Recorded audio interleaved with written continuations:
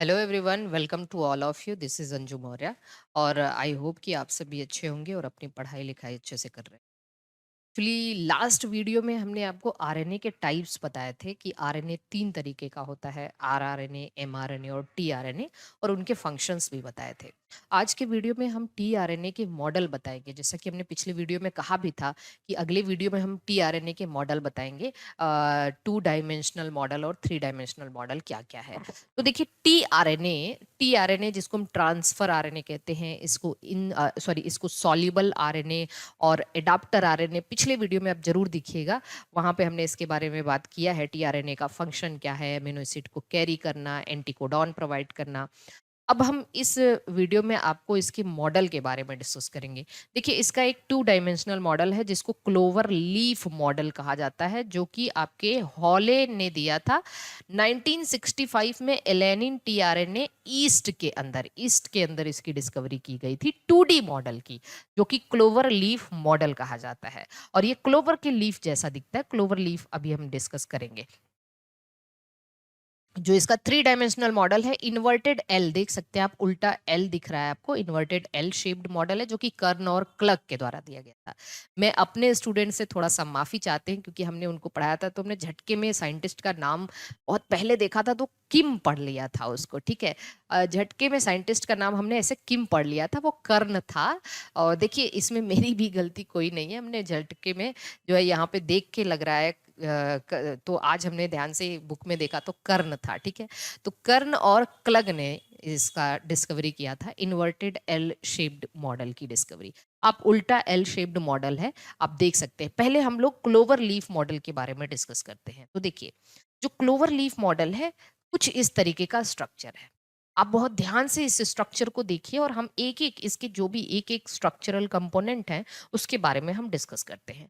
आप देख रहे हो कि ये टोटल एक जो टी आरएनए है भाई, 5 प्राइम से शुरू हुआ है और 3 प्राइम पे जाके खत्म हुआ है। आरएनए का डायरेक्शन ही 5 प्राइम टू 3 प्राइम होता है। 5 प्राइम पे शुरू हुआ है, 3 प्राइम पे खत्म हुआ है, और 3 प्राइम एंड पे आप देखते हैं CCA करके एक कंजर्व सीक्वेंस। आप इसको कभी ACC मत पढ़िएगा, हर टीआरएनए में आपको ये कंजर्व सीक्वेंस दिखेगा। क्या? CCA।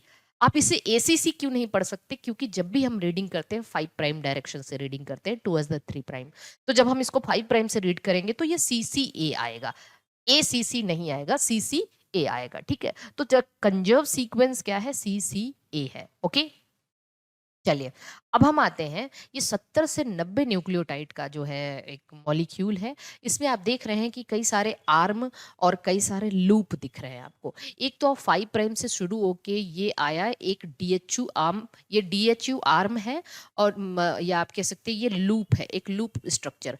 फिर ये इस कंटिन्यू हुआ, आप देखो ये कंटिन्यू हुआ, मेरा जो ये आप कर्सर देखिएगा, और इसके नीचे आया ये एंटीकोडॉन लूप बना लिया। फिर इसने पेयरिंग की एक छोटा सा वेरिएबल आर्म है यहाँ पे, फिर इसने पेयरिंग किया और एक फिर लूप बना लिया, टी साई सी लूप है ये, और फिर ये 3 प्राइम पे जाके खत्म हो गया।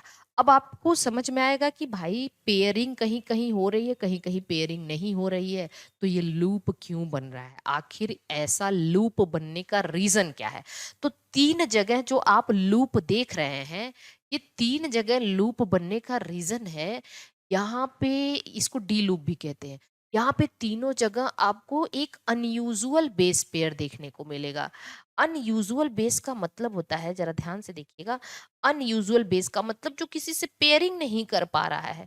तो देखिए, जैसे यहाँ पे इनोसिटॉल करके अनयूजुअल बेस है, यहाँ पे डाईहाइड्रोयूरिडीन करके एक अनयूजुअल बेस है, यहाँ क्या है, आई फॉर इनोसिटॉल करके एक अनयूजुअल बेस है, और यहाँ साई मतलब स्यूडो यूरिडीन करके एक अनयूजुअल बेस है। जब वो किसी से पेयरिंग नहीं कर पाता तो वहां पे लूप लाइक स्ट्रक्चर बन जाता है। समझ रहे हैं? क्योंकि एडेनिन, ग्वानिन, साइटोसिन और यूरेसिल के अलावा स्यूडो यूरेसिल मतलब स्यूडो यूरिडीन यहाँ पे प्रेजेंट है, लूप बना लिया। यहाँ पे डाईहाइड्रोयूरिडीन है, लूप बना लिया। यहाँ पे इनोसिटॉल है, लूप बना लिया। या आइनोसिन को कह देते हैं, इसको आइनोसिन कह देते हैं। ठीक, अब यहाँ पे जो है आप देख रहे हैं कि ये, अब इसको समझना है। एक सबसे पहले हम DHU लूप के बारे में देखते हैं। देखिए, सबसे पहले हम 3 प्राइम आर्म के बारे में देखते हैं। ये एमिनो एसिड एक्सेप्टर आर्म है, क्योंकि आपको पता है टीआरएनए अमीनो एसिड को कैरी करता है साइटोसॉल से और प्रोटीन सिंथेसिस के दौरान राइबोसोम को की तरफ लेके आता है, राइबोसोम के पास लेके आता है और वो कोडॉन जो एमआरएनए होता है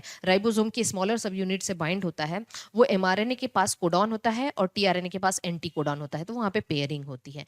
तो टीआरएनए का काम है अमीनो एसिड को कैरी करना, इसीलिए तो इसको एडाप्टर आरएनए कहते हैं। तो टीआरएनए अपने किस एंड पे अमीनो एसिड को कैरी करता है? 3' एंड पे कैरी करता है। किस पे? 3' पे। दूसरा है डीएचयू लूप। डीएचयू लूप क्या है? डाईहाइड्रोयूरिडीन अनयूजुअल बेस, यहाँ पे डाईहाइड्रोयूरिडीन है टुवर्ड 5'। देखो ये 5' की तरफ है। Recognise amino acyl tRNA synthetase, ये एक एंजाइम है। जब आप पढ़ते हो प्रोटीन सिंथेसिस तो सबसे पहली स्टेप वहां पे एमिनो एसाइलेशन होती है। एमिनो एसाइलेशन के लिए जो एंजाइम है वो एमिनो एसाइल टीआरएनए सिंथेटेज है। ये इसलिए इसको डीएचयू लूप इस amino acyl tRNA synthetase enzyme को रिकॉग्नाइज करता है, उसको पहचानता है, इसीलिए इसको amino acyl tRNA synthetase loop के नाम से भी जानते हैं। Amino acyl tRNA synthetase loop, AATS loop भी कहते हैं, कभी कभी एएटीएस लूप लिखा रहता है। अब आइए हम दूसरे लूप की तरफ चलते हैं, जो ये टी साई सी लूप है। टी मतलब आपका थाइमीन, स्यूडोयूरिडीन और साइटोसिन हो गया। टी साई सी लूप का मतलब आप देखिए यहाँ पे जो साई है स्यूडोयूरिडीन, ये टुवर्ड 3' OH एंड है, 3' की तरफ है। यहाँ अनयूजुअल बेस क्या है? स्यूडोयूरिडीन। ये रिकॉग्नाइज राइबोसोम, ये राइबोसोम को जब ये प्रोटीन सिंथेसिस करने जाता है तो राइबोसोम को इस एंड से ये राइबोसोम को रिकॉग्नाइज करता है, इसलिए इसको राइबोसोम बाइंडिंग लूप भी कहा जाता है। Very very IMP. नीचे आते हैं एंटीकोडॉन लूप। ये एंटीकोडॉन में 7 बेस होते हैं। देखिए यहाँ पे लगभग आप कह लीजिए 7 से 13 बेस, मतलब बेस का मतलब न्यूक्लियोटाइड है ना। और यहाँ पे भी 7 बेस होते हैं। यहाँ पे 7 बेस होते हैं एंटीकोडॉन में और 3 एंटीकोडॉन है, 1 2 3 एंटीकोडॉन और 4 ये बेस हो गए, ठीक है। 7 बेस होता है और यही जो है 3 एंटीकोडॉन कंटेन करता है, total 7 base pair with the codon. MRNA के पास कोडॉन होते हैं और यहाँ अनयूजुअल बेस पेयर भी है, आइनोसिन। तो ये है पूरा का पूरा टीआरएनए का स्ट्रक्चर, जो कि एक हॉले ने क्लोवर लीफ मॉडल दिया था।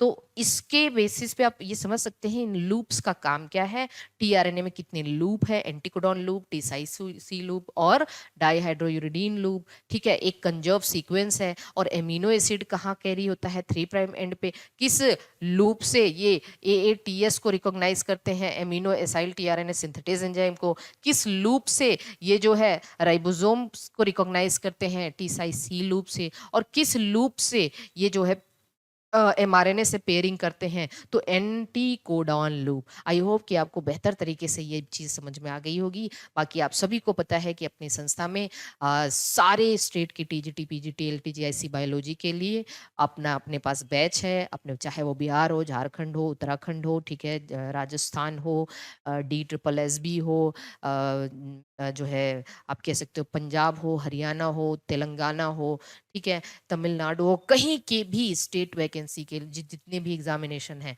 अपने पास कोर्स और आप कह सकते हो कि test series, live classes, recorded classes, सब कुछ अवेलेबल है। आपको किसी भी तरीके के कोर्स, बायोलॉजी कोर्स के लिए, टीएसटी, पीएचडी, एलटीजी ऐसी एग्जामिनेशन के लिए हमसे अगर पढ़ना है तो आप हमारे दिए गए हेल्पलाइन पे संपर्क करिए, वो आपको गाइड करेंगे। पूरी दुनिया मतलब आप सॉरी पूरे देश भर से इस वक्त 25 से 30 हजार स्टूडेंट अपने पास पढ़ रहे हैं। आप हमारे नाम से यूट्यूब चैनल पे सर्च करेंगे चंद्रा क्लासेस प्रयागराज और science plan by Anju ma'am. Chandra classes Prayagraj पे हम ज़्यादा एक्टिव हैं और वहाँ पे हमारे बहुत सारे वीडियो आपको मिलेंगे, ठीक है।